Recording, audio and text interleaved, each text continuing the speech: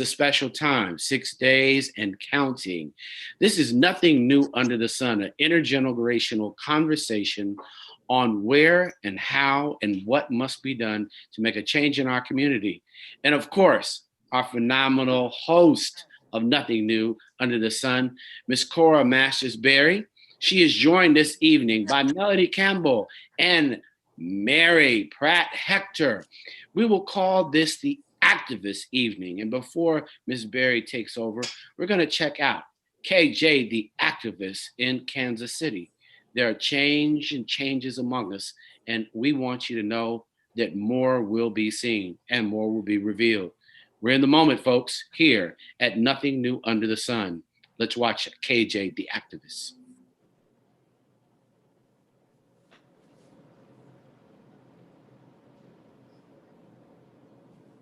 That was a long wait. KJ, are you there?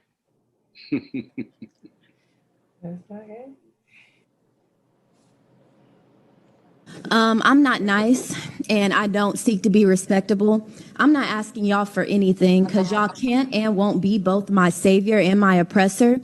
I don't want reform. I want to turn this building into luxury low-cost housing. These will make some really nice apartments to me. Firstly, stop using Black children as photo opportunities because they're cute now, but in 10 years, they're Black male suspect in red shirts and khaki shorts. Eating cookies and drinking milk with children does not absolve you of your complicity in their oppression and denigration, Rick Smith.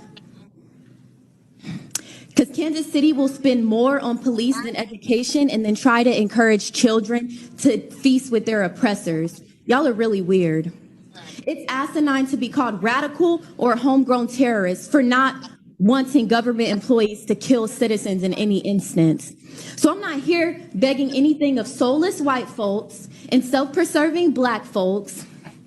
You get one life, and you all in this room have chosen profits over people, and that's pathetic. So I'm going to spend the next 2 minutes reading y'all for a filth, something I'm sure nobody has ever done.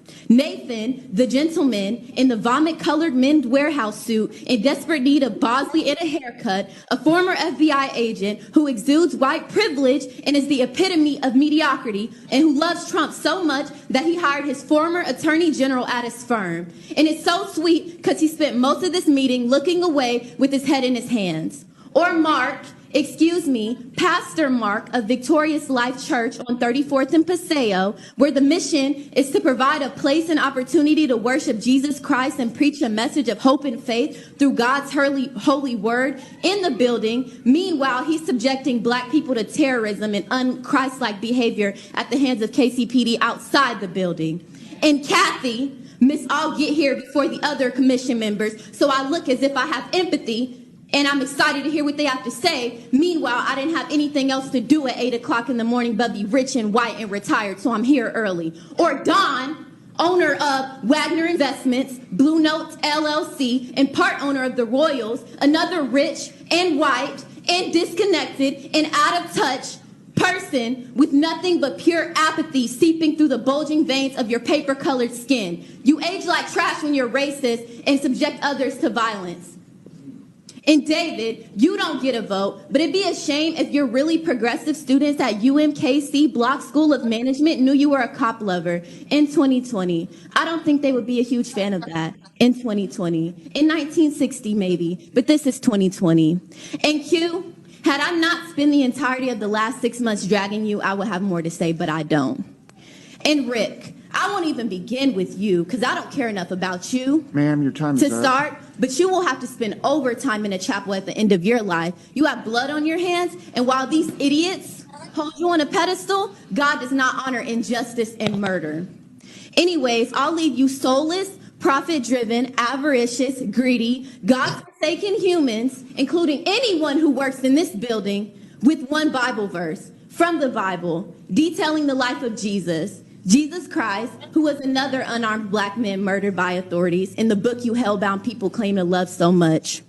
What does it profit a man to gain the whole world and forfeit his soul? You're really funny. Kiki. So we are at Nothing New Under the Sun, intergenerational conversations. Cora Masters Berry, good evening. Good evening, you all. Good evening. I'm so happy to be here. I'm happy to see you once again, Mr. Munson. Thank you. And my dear friend, Melanie Campbell, welcome back. Thank Mary you. Pat, welcome back. And coming on as soon as she gets the link straight, Tamika Mallory, welcome back. Yes. I just want to comment on that show. I saw that clip about 3 hours ago and literally it brought tears to my eyes. When I see young people who are that fearless and that courageous and that clear, and then able to articulate it, speaking about talking truth to power, that is a personification of it. And so the women that are on this show today are a reflection of that kind of fearlessness, that kind of bravery, that kind of dedication, that kind of, as my mother used to say, stick-to-itness. And we're in a time right now where there's so many things up in the air. We have an election coming up, and as everybody has said, but it can't be said enough, it's the election of our lives. And the people that are joining us today are people who are on the front line on different worries of what's going on. And I call this show What's Going On, because that's what I want to know. What is going on out there? We can't get all our news from MSNBC and CNN and CBS. We got to hear from our people who are really connected. I mean, my sister friend, and I would also claim my mentee, Melanie Campbell, someone who I met when she had, like I said before, still had the clay of Georgia on the back of her shoes when she came to Washington, D.C. We hooked up and worked together for the Million Man March and been with her ever since. She is the national head of the Coalition of Black Civic Participation. She has affiliates in Florida, Georgia, Louisiana, Mississippi, North Carolina, Ohio, and Texas, to name a few. She also heads up Black Youth Vote and the Black Male Initiative, and you are also the convener of the National Black Women's Roundtable. If anybody has a bird's eye view of what's going on in this country right now in terms of the election, it would be you. Melanie, what's going on? Oh, what's going on is the Africa. First of all, Cora, thank you so much. Never, as long as I've known you, and that's been 25 plus now years, right? Never backing down and doing what we need to do for our people. So I just want to say thank you. And so many other ways I could say that. So I'm so excited to be on in this conversation with the two sisters that you've invited, and of course my brother. We go way back. I said God brought us back together through Cora, right? But Right. It's always good to be here with you. But at the end of the day, what's going on is an African drum beat going, right? There's a drum beat going, and it doesn't happen all the ways where in different villages, in different towns, and different town squares. Black folks are really tuned in to what's going on with this moment in history. You always tell us nothing new under the sun, right? And so history tells us there's these moments that we have to step in the gap and know what's going down. That's why part of it, people say, oh, well, and I even said some of this myself, so I'm talking to myself, that initially I was like, okay, well, they haven't all these long lines because there's nothing but poll workers, and it's some of that, but it's something different going on in those lines, right? There's something different going on. When I looked and saw the folks dancing in Philadelphia, right? On Monday at the polls, there was something else going on. We understood that this right here, this election, this vote, it has a 30-year impact, right? Or even longer. I lived long enough to know it can have and so we have to not just use it as the only tool, but we know when it's time to stand our ground so that we can make sure that we cannot allow anybody to put us back into a situation. I don't even know. I read it in the history books, but I understand that this country is at a point, it's at a breaking point. And the reality is we're not scared. Young people are not scared. You say you got guns, we got guns. That's not a good thing. You gonna show up at the polls? We got militia too. So where are we heading here, right? So that's what I'm feeling. I mean, it's all the things that are up for grabs. We know the president, the vice president, right? But it's about survival. It's about being able to say, you're not taking us somewhere back to some place that makes no sense. And we have to worry about the future of our young people, that they have an opportunity. So all of us who've been around for a long time got to support the sisters, like the sisters on the call that are stepping. We all play our positions, right? I'm just trying to play mine the best I can, right? And to me, it's us hearing that drumbeat. I know that's a lot of what I said, but I think but you beat the drum. And we're all playing different positions in that moment. Yeah. But you overseeing states like Mississippi that may make history, North Carolina. Yes. What's going on in those states? Oh yeah, on the ground. Well, the South, I think people don't sleep the South. We know the battleground states of Michigan and Ohio and Pennsylvania and those states and Wisconsin, but don't sleep the South. Georgia, Black women, Black folks can really shift the power in the U.S. Senate. Right? So that what just happened 2 days ago in the Supreme Court, another opportunity, something different can happen, because you just put racists in on that bench to replace. Well, hold that point right there. Right. Because that brings me to being on the ground. My friend Tamika Mallory, I think she has joined us. I am here. Unfortunately, I'll show you that when I turn my camera on, it's so dark because we're on the bus. We haven't arrived yet. Actually, we've been out canvassing in North Carolina. And so we're on a long bus ride here, and it's loud. So I keep muting myself in and out and turning off my camera. But I'm happy to be here with you all tonight and see all of my girls, the queens in so many different ways. I haven't seen Melanie in a while. So just looking at your face, Melanie, makes me really, really, really happy. I saw Mary Pat last night where we hung out till the wee hours of the morning. So the movement is still fun and amazing. And of course, to Cora Masters-Berry, I appreciate you so much for having us to, having me to participate and just always keeping us on track. And certainly it is happening on the ground. I've been out in Georgia. We saw folks from the Black Women's Roundtable. Melanie, your sisters were there doing the work, mobilizing and motivating voters. And what we've been finding is a lot of it just has to do with being out there on those long lines in places where there are long lines, just standing around, talking with people, engaging them, bringing them water, bringing them snacks, making sure that they feel like what they're doing, that people support them, and that it's not, just because it's 4 or 5 hours, it's not time to go home. It's actually time to stay. And I think it was on your show the last time. I don't know. I think you sent it to me, Cora, where the woman was talking about getting her juge and how she was going to the video where the older lady was speaking about how she was going to be on the line and wasn't going home no matter what.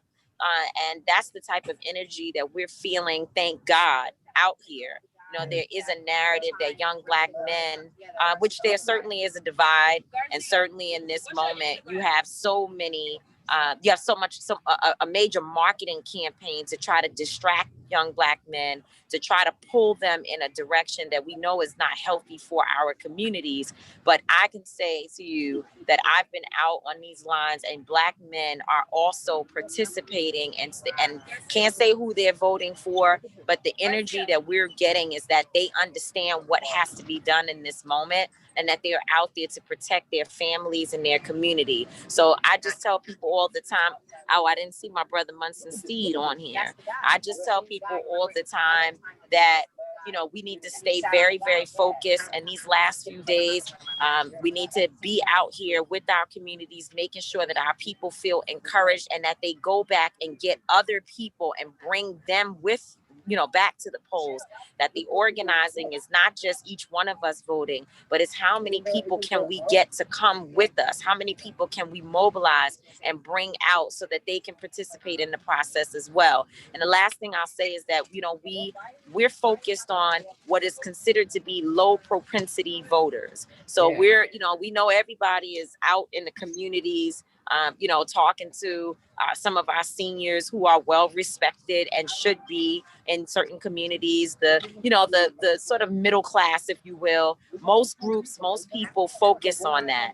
But we at Until Freedom and the group that we're working with, Woke Vote, on the State of Emergency tour, we're specifically focused on going into the communities where people are considered to be, non-voters or not excited about voting, and they may or may not show up. And that's exactly where we think the difference can be made. So our resources have been poured into those communities, and that's what we are focusing on for the entire time that we're out on the road. We're in North Carolina now. We were in Georgia yesterday. We're headed to Pennsylvania.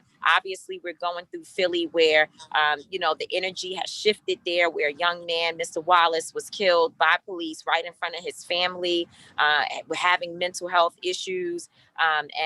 So while it has shifted, because there's certainly a lot of chaos happening on the ground with the protests, but also people, even in the midst of turmoil, need to understand that their vote is incredibly important, and that it's even more important than it was prior to Mr. Wallace's vote. It's Mr. Wallace being killed, that our votes have to be directly connected to the protest movements that we see on the ground. So then we will end in Michigan. That's where we intend to stay online. We think that on election day, there's going to be mass issues with people showing up in large numbers and having to stay on the line for many, many hours. And so we're going to be out at some polling sites, staying until the last person has voted. Anybody who's watching, just know that when you get on the line, you have to be allowed to vote, that they cannot close the polling site and not allow you to vote. And so we're staying out there until the last person votes, to make sure that people are not intimidated and that their rights are respected. So that's what we're doing. That's what Until Freedom and Woke Vote is doing on the State of Emergency tour. Can I ask you, first of all, can you let the public know? I'll tell them you're on a 12-city tour, right? We're doing 11 cities. Well, actually now, yes, we're back to 12 cities in 6 states over 9 days. We started in Florida and went to Alabama, where we not only went out in Alabama to get people, to vote early, but we also took our group of about 40 people to the Legacy Museum that shows the history of enslavement all the way to mass incarceration. And we also went to Bryan Stevenson's memorial and, spent time watching looking at and observing the lynching area where the lynching exhibit is located. So we've been doing sort of a history lesson. Also, while we were at the lynching memorial, we saw how many people were killed for registering people to vote. So we know that there's a direct connection between then and now. And that's my question, because that's, we did a show last week that was called From Jim Crow to Black Votes Matter. And I had some of our iconic sisters, Dr. Jonetta Cole and the Honorable Constance Barry Newman and Dr. Joyce Ladner, who were in the movement. Some of them predated the movement, but they were in the heart of, or the depth of, Jim Crow, and how, stories about how people were killed, just not for trying to register for vote, but one man was killed just because his name was on the voter list and he wouldn't take it off. So it's very important that people understand this actually happened. And so you're in Alabama, that's what we call the Deep South. Was there a different energy between Alabama and, let's say, what you found in Florida? Well, in Alabama, the interesting thing was the early voting process there's so much voter suppression happening in Alabama with early voting. The process was, and by the way, we took 1,300 people to vote in Alabama. And the process is that you get on the line, you get an absentee ballot, you have to fill out the absentee ballot, you go inside the building, you have to get certified. You need 2 witnesses with you. So either you talk to some people on the line or you got to bring folks with you, and it needs to be at least 3 of you so that someone can be your witness to certify your ballot. Then you get to go upstairs into another area where they give you another document that has to be filled out. And then all those things are packaged together as your early vote. So as far as we're concerned, just finding that out was incredibly troubling, because it is just too many steps for people to be able to cast their ballot. We also saw them asking for IDs. It seemed to me to be sort of random, but maybe it wasn't. Maybe I don't know. But I noticed that in Alabama, there's really an attempt to try to keep people from easily going to the polls. So but we stayed online with folks. We encouraged people. The other thing that I thought was interesting is when we went into some of the housing projects there were a lot of people who did not even know that there was, excuse me, there was a lot of people that didn't even know that early voting had started. So they had no idea that they could go out and vote early. And so we had to encourage them to do that and give people information. And it really, and Melanie, I know you can speak to this. It's so frustrating how the resources that need to be, they say we're low propensity voters, or that these communities don't vote, but they're not being engaged. They're not being educated properly on the process. And there's not resources being given into or being spent on these communities, helping to get them organized. And so, that's the work that we're doing. But of course, as small organizations, you can only do but so much. We know for sure that there are so many other people who are sitting at home that don't have the information. Well, this is the kind of thing that these are the kind of people resources don't reach. That is what I call that whole systemic inequity, that we write them off, or we don't really understand how important it is to really be on the ground. And in my day, which wasn't that long ago, we used to go into the housing projects, and we had a thing called the Fighting 54. My brother Walter Masters led it when we were registering voters for Marion's comeback election. And they would go into a housing project, and like the Fighting 54, they wouldn't raise the white flag until they had registered everybody that was in sight in the housing project. And then they'd go back and get them. But I think that population that you're speaking of is being neglected. And it's good. This is the quintessential example of boots on the ground. And I know that you, Mary Pat, have been doing outstanding work with the millennials and with the Gen Zs. Are you finding the same thing that Tamika is finding in what you're doing? Absolutely. And I do have to highlight the work that Black Youth Vote is doing. I know you mentioned it earlier in association with Melanie Campbell. We have done so much to ensure that we're really focusing on those marginalized individuals. I think when we last spoke, I just talked about the fact that so many young people are now trying to find out how to talk to those at the margins.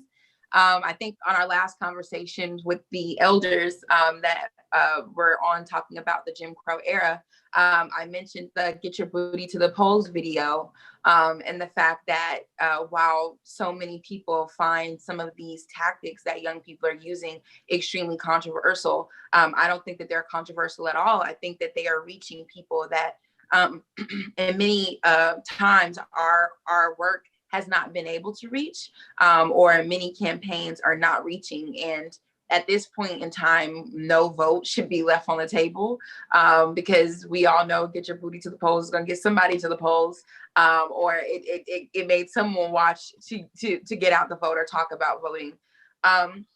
One thing that I will say, though, and I will continue to echo, are that young Black people are showing up. It made me extremely proud when I went to early vote on Saturday, and I stood in line for, I got there pretty early. I got there about 30, 45 minutes early, but by the time I turned around, the line was all the way in the back of the parking lot, and it was the largest precinct in my district.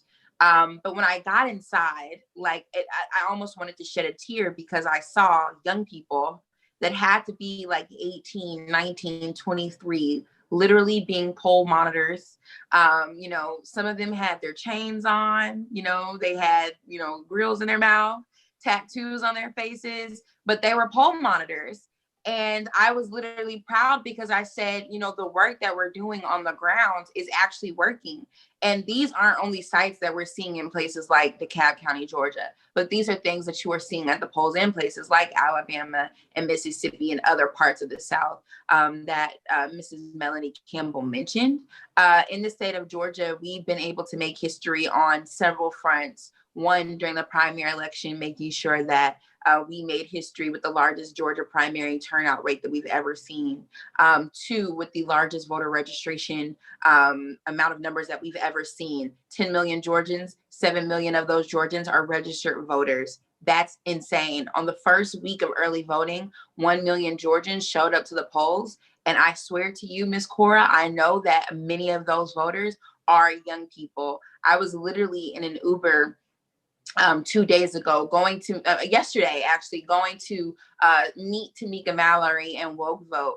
And there was a young man who was listening to his music. He was blasting it out loud. He showed up to the polls. He said, I didn't know we were going to a polling location. I was just, you know, volunteering at a polling location on the South Side. And I literally sat in his Uber for 10 minutes to talk about some of the work that he'd been doing on the South Side. So I will tell you right now that young people are working, they're mobilizing, they're being tapped into organizations like Woke Vote, Until Freedom, Black Youth Vote, and literally the list goes on in different states across the country. And they are really going to make a difference. I feel like we're going to be surprised at the numbers and the statistics that come out when we see the young Black vote statistics on Election Day. You're saying we're going to be surprised. So let me ask you this question. You know, the word on the street is that Georgia has a very good chance of going from red to purple to blue. Is that possible? Do you see that on the horizon? Is that doable? And I absolutely. Who's doing it? I absolutely believe that it is doable. We saw this chance with Stacey Abrams, and I believe that we understood that we missed the mark. During that 2018 election with Stacey Abrams, almost 1 million Black people were registered to vote but did not vote. Stacey Abrams lost by less than 60,000 votes. Like, we literally we had our chance and we kind of missed it. And even now, you know, one of the things that we were talking about the other day, myself and a few other young people, they were sad and depressed about what we saw with the Supreme Court nomination. And I said, listen, you know, I know this is a hard pill to swallow, but elections have consequences, right? Like, this is a consequence, and it's a hard truth. This is the consequence that we are now going to face for generations, because in 2016, we did not want to vote. We wanted to protest our vote. Even though I did not protest my vote, you know, a lot of people did. And so elections have consequences. I believe that you don't see a lot of that this time. I believe that a lot of people see now that elections have consequences. I am hoping that they will vote. Now, who will they vote for? We will find out on Election Day. But I do know that we are seeing record-breaking numbers when it comes to even early voting. I mean, in some of these states that were swing states for Donald Trump during the Trump and Hillary Clinton election, many of these states have tripled in early voting numbers. So, you know, early voting in some of these states were literally almost 50% less than what they are right now, and we're not even finished with early voting yet. So I can honestly say that I've never seen anything like this. Now, you all have probably seen something like this before, because this is only my second presidential election. But I've never seen so many young people enthusiastic and excited about voting. I'm not sure if it's the messengers, right? Like, we talked about the importance of having people with their boots on the ground, communicating with these young people. We talk about the fact that it's important for our artists who have influence to talk about voting. The fact that the City Girls and Megan Thee Stallion and Cardi B. Mary, hold on a second. Let's talk about artists with influencers. That's a mixed bag. You got wackos coming out doing all kind of different things who are supposed to be the influencers. Now, what side is it? We got Common over there using common sense, and over here, I'm not going to call any of my brothers' names because they deserve better than that. But we know in the last 2 or 3 weeks, the influencers have been influencing people in the wrong direction. Is that actually have an impact? And Tamika, you can jump in on this too. Is it actually have an impact on our young people, especially the young Black men? No, absolutely. I mean, it's a really dangerous moment.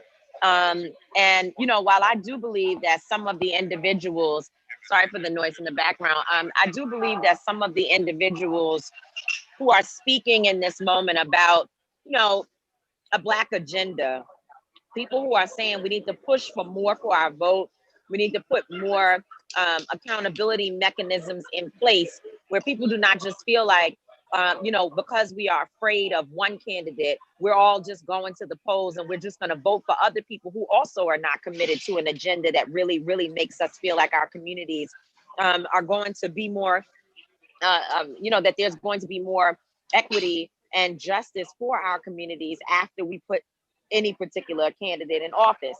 So I understand the frustration, but I also know that being a person who's out here, as Mary Pat has said, on the ground, in protest, walking the streets of America, that there is energy on the streets out here that is very, very dangerous. That energy is what it looks like when law enforcement and white supremacist groups are basically working together. We believe that if this election goes in a particular we believe that if this election goes in a particular direction, you know, and I'll just say, you know, Tamika Mallory speaking, I was invited as Tamika Mallory to be on this show, not as co-founder of Until Freedom. And so just my personal opinion is that if we allow Donald Trump to be president again, many of us as protesters will be killed. That is what I believe. And therefore, when I hear some of our celebrity friends who don't walk the streets with us every day, they're not out here, they really do not understand the level of violence and volatility that we are seeing on the ground. And it's a disjointed conversation. And I've been using the analogy that if you are in a relationship with someone who beats you down every day, gives you black eyes, chokes you, and treats you terribly, but they buy you a nice house or give you a ring or, you know, some other fancy thing that makes you feel special, is that really a healthy relationship?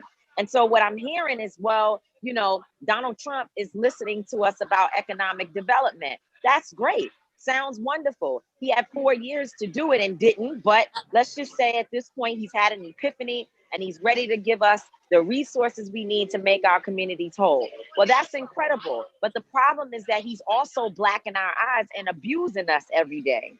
And so I think we've got to be practical. We have to understand that, yes, our brothers and those we've heard from, most of them saying, you know, there needs to be more for our vote, that they have good intentions, but the way in which they're going about it, and at the time, it's the timing is everything. And that's what I've been saying. Timing matters. In this particular moment, it is too dangerous for us to start having a conversation about, you know, about holding our votes in this moment. This is not the time. The time was really when there was 40,000 people on the Democratic nomination stage trying to be nominated for the Democratic Party. Well, I agree with you. We had a conversation, when I was in Florida, which I did get on the plane one time and I did go to Florida. And I was on the phone with Tamika and some of her friends, and I was listening to some of the comments they were telling me about. And usually I'm reactive. You know, I'm arguing back and trying to reason. But this time I was writing. As a matter of fact, I was so intensely listening that I went 10 miles out of my way the wrong way because I was so focused. And when I finished hearing the stories of the rationale or the discussions or the opinions of these young people, my response to Mika was, we're all going to die. That's all I could think about. And to her point, that there will be, I believe, representing myself, I believe there will be state-sanctioned genocide. And I told all the protesters, get your resumes together, Because if he wins, you would not be out there protesting, because it'll be like little ducks in a row. They'll just shoot you down and there'll be no consequences.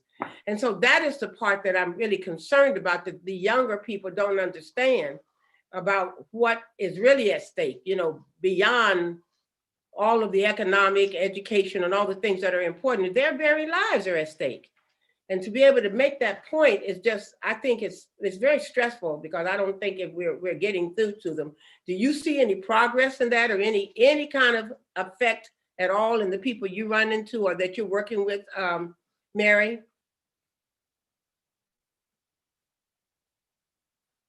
Mary, is she frozen? No, she's mic'd right now. She's mic'd? Yeah. Okay. She's muted her mic. Okay. I'm sorry, I was muted. I apologize, Ms. Cora. Can you repeat your question? I said, do you see that the young people do not see that their lives are at stake? They're talking about, you know, things like economic development, platinum plans. So do they realize that? Do you think that they understand that their real lives are at stake? That they will no longer be. Two things, Ms. Cora. One, I feel like sometimes we don't give this generation enough credit, because while there is a generation that would listen to Ice Cube, I really think the generation that was out on the streets holding even Black elected officials accountable, saying all skin folk and kinfolk, and just because you're Black, it doesn't mean you're going to stand with us, and that's why you all aren't voting to defund the police. I think that they recognize how crazy it is for these individuals to come out so close to an election. I believe that they recognize that, hey, fool me once, shame on you, fool me twice, shame on me. Like, I believe that they understand that we allow people to sway their decisions during the 2016 election. But historically, when you've heard things like vote like your life depended on it, you know, it just sounded like a quote that your grandmother said. But when you say vote like your life depends on it right now in 2020, they understand that you are telling the truth. I believe that those same young people that were out there rallying, being tear gassed and beaten by the police are not going to fall prey to anything that any of these artists have said that do not align with those core values and beliefs, and honestly, their lives. I believe that they understand that sometimes people that look like them get so overcome with power and potential possibilities or positions. I mean, these are the same young people that even got upset when Kanye West met with the president the first time, right? And so honestly, I believe that, you know, they know what it is.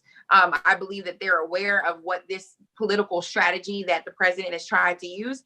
And this is something that we've seen from him before, because HBCUs are still closing. HBCUs are still fighting. And these are the same young people that said this was a photo op the first time. So I don't think that they're going to be swayed by any position of power or anything that these few artists have said. However, when I mentioned artists, I was referring to artists that you wouldn't expect to be politically active, but are, like Cardi B. I know Cardi B has gone on Tamika's live multiple times, even a live with Joe Biden. And this is a woman who, I mean, literally took the world by storm, that you would never even associate with politics. But literally that has been her entire platform. I think about women like Megan Thee Stallion or the City Girls, or, you know, what is his name? Little Baby, who you would never associate with politics, but are literally using their platform for good. And these are young people that you wouldn't even believe would be so politically engaged, but are. Well, let me just ask, since we're on the point of influencers, I myself was very influenced by Cardi B. I was impressed and excited, and because I know who she is, I know her reach, and it was a paradigm shift. But there are people who, I mean, one of the reasons I want the election to be over is because my emails is like roaches. They won't go away. There's like 20 emails saying, vote, give me some money. And they bring in all these different people, everybody from some old white woman, Madeleine Albright, to some of the other actors and all. And I'm wondering, do any of these people have an impact on who people are going to vote for? Just because you sing, dance, and act, does that make you a political expert? There are some that are actually active all the time, and they've earned their street creds because they didn't just show up during an election and say, I'm gonna vote for so and so. But most of them. So is anybody in the mainstream? That's for you, Tamika, and Cardi B. I'm gonna call you Cardi B, Mary. Is there anybody other than that? That's not anything for you to aspire to, but it's not an insult. Yeah, no, it's not an insult. We love Cardi. We love Cardi. So no, what I about would the say traditional in terms people? of people, I mean, I'm at dinner right now with Rhapsody, and she is, you know, is an artist who uses her platforms, been using her platform to uplift our people and to deal with not just elections, but just everyday issues, right? I think about Common, as you mentioned him. We were with him yesterday, thinking about T.I., another artist who has been using his platform. Diddy, we were with him. I mean, our friends that have been coming out to meet us as we've been on this tour are people who it's really not a hard ask, because this is what they do every day. Most of them have campaigns that they are driving themselves around getting out the vote, and folks look to them during election cycles for information because they already know that this will be a source because of their previous standpoints on different issues. And so we happen to know that there is a crop. I mean, you think about Alicia Keys. This is somebody who, we can always turn to for information when elections come about. How 50 Cent all of a sudden becomes a leader and an influencer in elections, I don't know, because he's never been. There's never been a time when someone came to me and said, 50 Cent told us to go vote for XYZ person, and that there's going to be influx of individuals following. But in this moment, when people are dealing with such a great level of trauma, the trauma that is happening, the trauma that people are feeling, and the change that they want to see happen quickly, it's sort of making some of us have a distorted view. And it's dangerous because it makes it where when 50 Cent speaks, what he presents to folks is an alternative to what they believe is doing the same thing over and over again and expecting a different result. We have not, I was telling you, this is one of the key points that you and I have debated, where I was talking to some young protesters from Ferguson, and I was telling them, man, our campaign is, if y'all don't vote, they're gonna kill us. And they looked at me and they said, that sounds good. And most of us sitting here will vote for Joe Biden. I just want you to know, so we're not in different places. But what I also need you to understand is that Joe Biden was the vice president and Obama, a black man, was the president when they were killing people in Ferguson and shooting us with tear gas and rubber bullets and all of that. So it's not really a difference for us because we've been experiencing the same violence that happened, then under a black president with the same vice president who now wants to be president, that did not necessarily do anything to stop the killing of Ferguson protesters and the force that was used when people were standing up for justice for Mike Brown and Freddie Gray and so many others.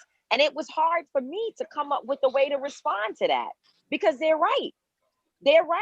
But again, I have to help them understand how much more is at stake. Yes, that is one element, but the other part of it is we are seeing the courts get stacked with judges that you'll get arrested on the streets, and the next thing you know, you'll be going before a conservative judge who is going to help make sure that we have, like, I guess, Rockefeller drug laws again, where you're going to be doing 25, 35, 45 years for a crime that when they see their own come into the court, they will not give them the same time. And we're supposed to be moving away from that. And this election could be the difference between us going towards or going backwards to the Make America Great Again time that was not great for Black people, or It could be that we are able to use the progress that we have made and continue to kick the butts of Joe Biden, Kamala Harris, and everybody else so that we can make more progress. And I think that it's a message that is resonating. It's helping some people, but it's certainly a time when folks are feeling extremely confused, and it's a dangerous moment, you know? That's all I can say. I want to say we're going to be all right, but we won't know that until the election actually is over. No, and then we don't even know it then. But you know, when we have these conversations, and Tamika and I get really heated about these conversations, as I hear you talk, me being a woman of a certain age and have experience, been a political science teacher and been involved in politics most of my life, I think nuances. What's the role of the president when he couldn't really do that? Nuances. We're calling out the National Guard. But those are things that are in the weeds, and that conversation doesn't work when you're talking to somebody on the street. They just want to know, they was killing us then and they're killing us now. What's the difference? And when you start trying to explain the difference, you know, you lose them. And so it takes that kind of an understanding and insight that you have demonstrated in talking to our people and our young people that gets them to really have a better or more, I say, practical view of it. And as I've said to you, and I've said to every young man I've talked about, because I know that Munson and I are going to get into this in a few minutes. When this election is over, and if we win, I will be right there with you. I will turn it on. It will go in. We'll hold them accountable. They won't be able to leave the White House. We'll be so on top of Biden and Harris. No friends, just permanent interest, whatever it takes, because it is time for people to literally keep the promise of America. And this is a generation that can make it happen. And you have people of all colors, all economic groups who are out there doing it, and all ages. I will get back in the street to hold them accountable. I will do that. So I'm saying, just keep your powder dry, vote, and then let's fight. We can't fight right now. We got to win. Then we can fight. And so that is the message, I think, that really is the one that, as an elder, as you all want to call me, although I don't feel like an elder, I got a date tomorrow. I'm just kidding. That's the message I say to you. Don't y'all laugh you back, Melanie. Did you hear our conversation? Melanie had a step on. Yeah. You said you had a date tomorrow. I said, I heard you say you had a date tomorrow. Yes. I heard the tail end. I tell you, and I heard a little bit when you were talking about, you know, young people owning your power. That's at the end of the day. You got to own it. Your numbers are there, and surely as when the election is over, then that's when the next level of the hard work begins. You know, and this one is definitely that. To think about all that's happening, you know, and Black folks are dealing with, but we are people. You know, we're gonna do what we need to do. Let me just ask you one question, Melanie, before I don't want to lose Tamika, but I want to ask you one question. The biggest obstacle that you all are running into with your overall view of what's going on in this country with Black women, especially and Black people, what is the biggest hurdle with all of these states you're overlooking? You have a control. I've been in the control room.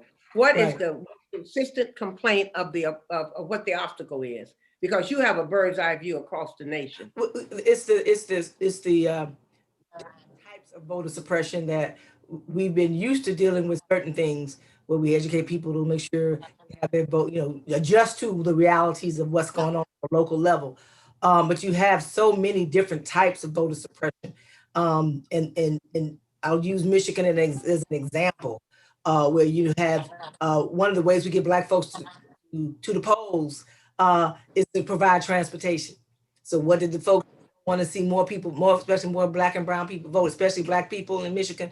Oh, well, we're going to make it illegal if you don't own the van, you can't drive the people, or if you want to give something, you can't provide gas money for somebody or a stipend to a brother or a sister who may not can be working and hey, they can ride the van and the church is insured and all the things that we do to make it harder. So what folks have done with the 2020 version of suppression is continue to look at ways that we mobilize, right? And how we're organizing it. And every time we adjust to the realities, somebody filing lawsuits to continue to find ways to block us from voting. One good thing happened today. We partnered with the Lawyers Committee for Civil Rights Under Law, asked the National Coalition to partner with them because again, in Michigan, you had people, 85,000 people will call with these fake robocalls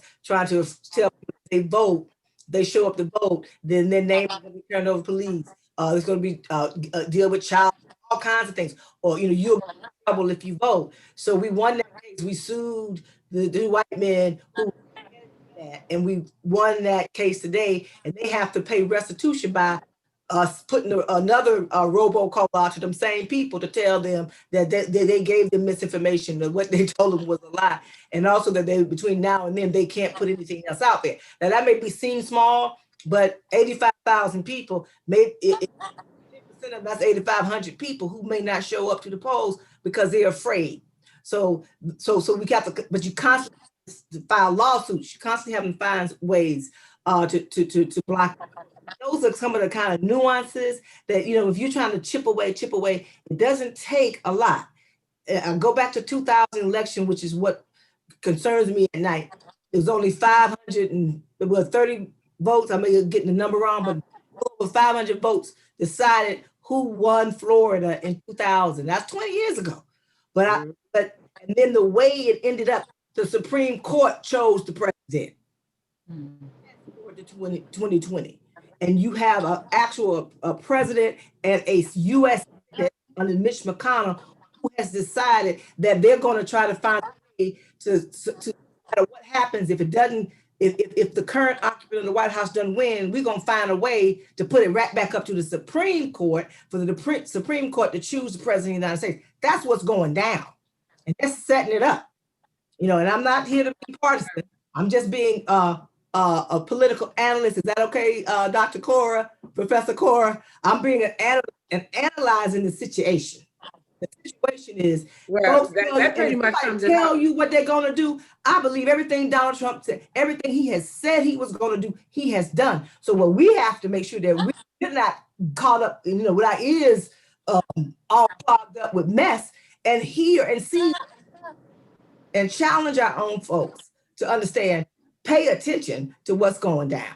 Well, I would say that everything Donald Trump said he was going to do, he tried to do. He wasn't successful. Yeah, I would say he wasn't successful, but and our job is to make sure that whatever he's supposed to do, we can be on top of it. That example you just gave in terms of the robocall is a perfect example of voter suppression. Tamika gave us a very heartbreaking example of Alabama, where they had all these roadblocks and all these different things. It was like tantamount to counting calories in a draw. And so in terms of Georgia, Mary Pat, turn on the thing, pay attention. I feel like I'm in class now, so I'm gonna ask this question, you'll be ready to answer it. I got it. This is a child. This is my grandchild, so I have to keep it straight. So what I want you to do is think of one of the examples where you've been running into, so people can hear the kinds of. See, people think voter suppression just from watching television is moving polls or long lines or by jacking up the post office, but these are the things that are really intricate that we would have no way of knowing. What is one of the biggest obstacles you have seen in doing what you're doing in Georgia? One of the biggest obstacles that I've seen are people showing up to polling locations and them saying that this isn't their polling location. There's no polling location here at all. And these are places where people have been voting for 15, 20 years. If you go to the My Georgia voter page and they type in their information, this is exactly where their precinct for early voting is supposed to be. This is an early voting location and they show up and they're being told, you can't vote here. This is closed. We don't know what you're talking about, which is extremely crazy. But this is a form of voter suppression in which we're seeing. A lot of people also do not know that right now, the Secretary of State's office. I know Mrs. Melanie talked about lawsuits, right? Right now, the Secretary of State's office is going back and forth with some of these organizations in court, and even the city, different cities across the state of Georgia. I know a few weeks ago, one of these cases were in the city of Atlanta, where the Secretary of State's office took the city of Atlanta to court to purge about 14 to 15,000 Atlantans. The city of Atlanta said we're not purging them from the voter rolls. The Secretary of State's office wanted them to prove their identification before the voter registration deadline on October the 5th. This was like October the 3rd or 2nd that they were actually like in court. How is someone supposed to prove their identification literally the day of voters, the voter deadline in person during COVID, when your office hours are kind of crazy and only so many people can come or get the documents you need? I mean, these are forms of voter suppression that are happening. And despite the fact that those people got a chance to remain on the ballot, what happens when the Secretary of State's office takes them back to court? It's now past the voter registration deadline, and these people show up and they may be purged from the polls on November the 3rd, or their votes, early votes, might not count.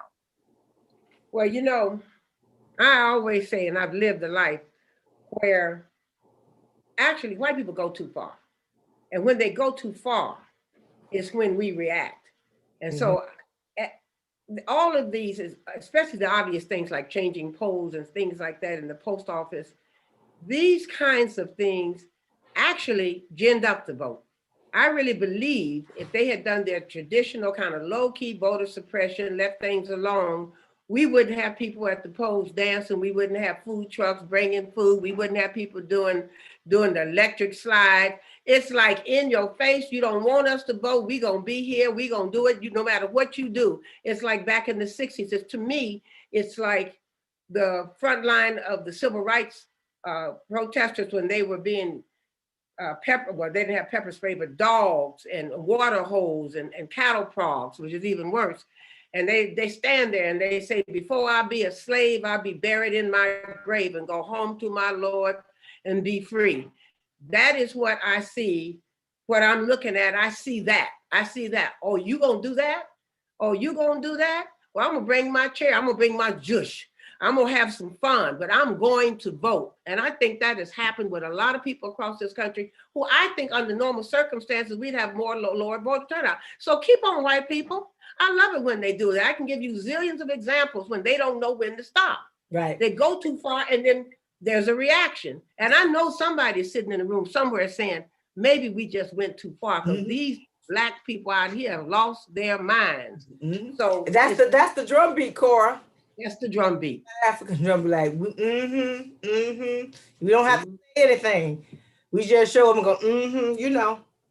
That's what we did in 2012. When they passed a lot of these laws happened after 2008, and they just did all of these, passed all of these voter suppression laws because they didn't want to see another Black man in the White House. And in 2012 rolled around, we may have been pissed off that Obama hadn't done everything we wanted, but we were like, we're here. And so where are we headed next? In the next 5 days. And young people especially too. In the next 5 days, what should we be doing? Showing up, getting as many people. I know I heard Tamika talking about it. It's like a lot of the folks who have shown up, right, via early vote or absentee vote, it's getting to the next level of turnout in our communities to really make sure those who just don't feel like their vote's gonna count, don't anybody, don't leave any no stone unturned, right? And we've got to do that. And so I shout out to Mary Pat, and Cora, I had never been home on in election year, but God had set me down. I can't be in the streets like I want to be, but I can support and send some money, right? Do what I can do on that level. But that's the kind of thing, and we cannot let gas, because I'm like this. I'm like, I wanted to be perfectly clear that power has shifted in this country, and that Black people, we are the power, and Black women have the secret sauce. We know what we need to do. We're gonna drag everybody. We got the Black women got the what? Because I think some folks, I still have this thing that something, there could be a white wave on election day now. It's happened before.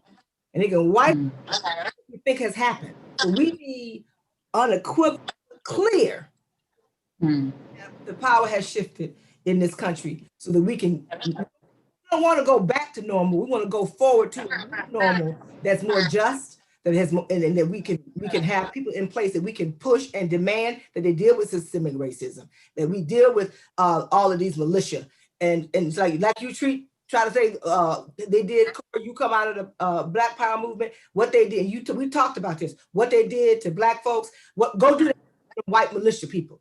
But if you don't have a justice department that believes in justice, then this becomes the freaking norm. Excuse me.